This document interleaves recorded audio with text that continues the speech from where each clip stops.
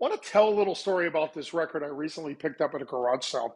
It's a record that I'm shocked even exists, and even more so that somebody held on to it all these years.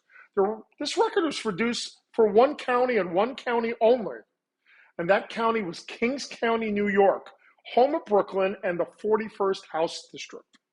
Stanley Stein was a lawyer and insurance brokerage owner who also became a Democratic Party House leader.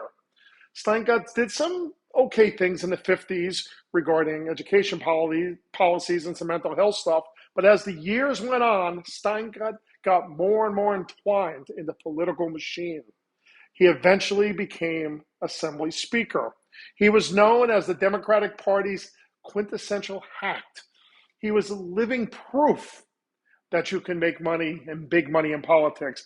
And any reforms he did was a smokescreen to hide his real interest of prospering handsomely while he was in Albany.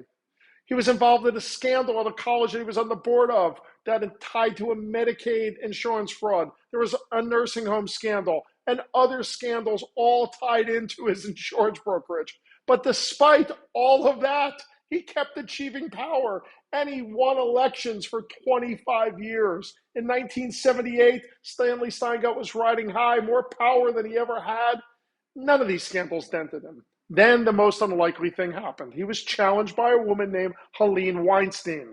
But Steingart successfully challenged her residency. She was ruled off the ballot just a week before the primary, 44 years ago this week.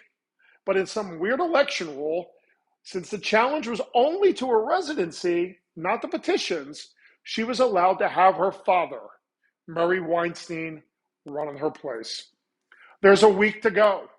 Murray Weinstein thrust into an election against a crooked, long-standing incumbent.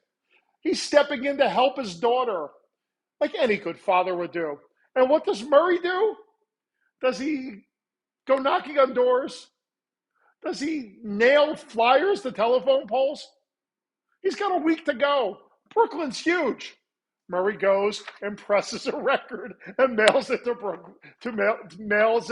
voters in Brooklyn. There's a week to go. There's no supply chain issues or Louis DeJoy hacking the mail. He sends out this flexi disc. It's 5 minutes of Murray Weinstein talking about how to beat the machine long before anyone was raging against it. This is a flexi disc that he mailed out of a guy speaking for 5 minutes. He's not even a politician. He's just being a good dad. I mean, there's no way that this worked, right? Right? I mean, there's no way this could have possibly worked. Well, Murray Weinstein beat Stanley Steingart by 1,218 votes. And I am pretty sure that one of those votes was the original owner of this record. Beat the Machine with Murray Weinstein.